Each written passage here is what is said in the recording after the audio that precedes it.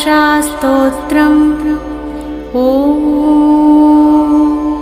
अस्य श्रीरामरक्षास्तोत्रमन्त्रस्य बुधकौशिक ऋषिः श्रीसीतारामचन्द्रो देवता अनुष्टुप् छन्दः सीताशक्तिः श्रीमान् हनुमान् कीलकं श्रीरामचन्द्रप्रीत्यर्थे रामरक्षास्तोत्रजपे विनियोगः।